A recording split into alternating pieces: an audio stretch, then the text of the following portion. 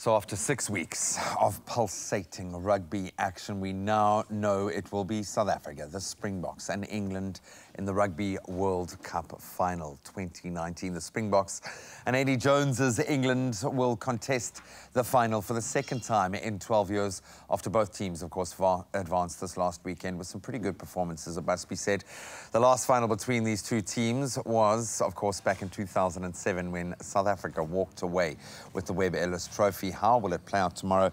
Mr. Carl Lewis, who is a traitor in his heart, is with us. No, I certainly understand your trepidation at wanting to predict a score, because you've kind of got a team that clearly has hit its straps at just the right time. They found almost their perfect game in England's performance against the All Blacks, to be able to outplay the All Blacks to that degree, but they are multifaceted. They can play the game that South Africa strives, what I would imagine that Rassie explains to the Springboks is the perfect game when they're kicking and chasing, and they can do everything. Lineouts are good. I think they also only had one mistake in the lineouts, which cost him a try when Ardie Severe picked up a free pass, but bar that, their lineout scrums, everything's been good. Yeah. This is going to be they are the best team in the world. I'm not going to say that. As per rankings, they're the number one team in the world. And I think after last week's performance, I think you cannot underestimate last week's performance. That's one of the greatest all-time World Cup performances. They just nullify. They played the All Blacks off the park. But my thing is, to reach that level 2 weeks in a row, any professional sportsman will tell you that's really hard to do. And if they are able to do that, then they deserve the World Cup. But I think South Africa is the type of team that can disrupt your momentum. I think we can really get in amongst them and challenge them physically. So that's why I give us a chance. You know, I think we are the one team that can take on this English side. Would I be right by saying that we've probably only been at about 60, maximum 70% as yet when you compare how we were playing in the Rugby Championship?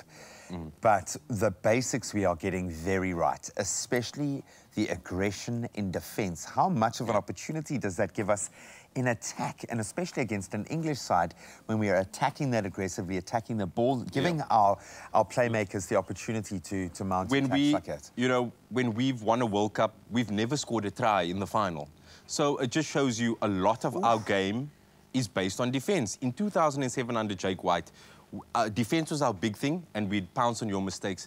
The same thing with Rassie's side, and you have to remember, Rassie took over with this team in tatters 2 years ago. The brand in tatters, And to take us to a World Cup final, he didn't do it by being flashy. He did it by being pragmatic, you know, and that's what I like. He has a rigid game plan that our good players can stick to and understand, and it works for us. Instead of trying to be this New Zealand team, which we are not. But we can be. And let me use one reference point. When Handré Pollard took himself out of that pocket and ran once, we scored a try. That resulted ultimately in Damian de Allende getting the opportunity. When we run it, we look amazing. We've got the wingers to do that.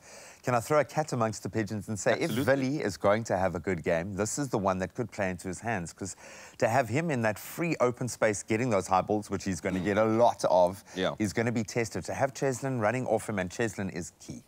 Yeah, well, I actually think Willie's going to have a big game tomorrow, and I know it's hard to comprehend, seeing that he's had such a poor World Cup. If we're honest, he has been poor. Yeah, by his standards.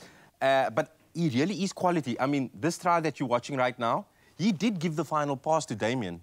So there is small things that he does, but I think those knock-ons are amplified by social media. Look, you drop one catch in a match and game over. And I just think there's so many eyes on him, and that's why I think every mistake of his is amplified. But he has some very good qualities, and we need his left foot, and also he's a massive part of our creativity when on attack. Yeah, and that's the thing.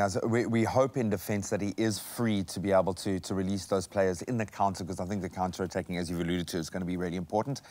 Faf de Klerk, Hercules. So much is going to be controlled by his boot. We know that. Yes. How important, in fact, both halfback pairings, how important is that in this match? Where is this going to be won and lost, dude? For me, I mean, always the forwards. Test match rugby, if your forward pack is dominating, that's where it starts. But like you said, there's for us, a lot of our play comes off 9, which is Faf. So everything revolves around him. Normally, with a team like England, their 10 is their playmaker, whereas Faf is our playmaker. So if you watch the Springboks, if they're not in the opposition 22, they're always kicking. Rassie gives us about 5 phases. Do what you want on attack, but on the 5th phase, we kick. We kick. So just remember that watching tomorrow. So, yeah, he is super important. And I know he gets a lot of flack because he kicks. But this is a directive from the coach. Of course, yeah, man. You have to do it. This is not his decision. And believe it or not, we actually have one of the highest retention rates in the World Cup out of any team. The big question here, because this is really going to solidify England as the dominant force in world rugby, which means Southern Hemisphere rugby is below par.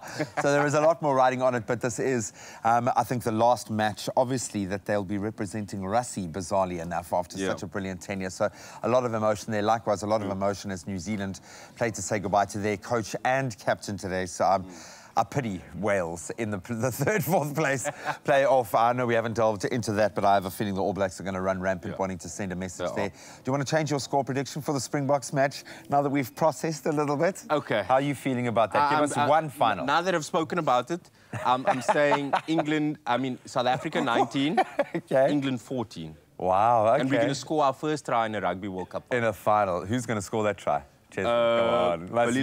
Willie le Roux. I'm backing Willie to come good. I love a good underdog story. Oh, I absolutely adore that. We love a good underdog story. We love a good Rugby World Cup. We're going to see a repeat of 2007. Hopefully, we'll see a repeat of that result. And the Springboks holding aloft the Webb Ellis Trophy. Mr. Calder, soak it up, buddy. Enjoy it.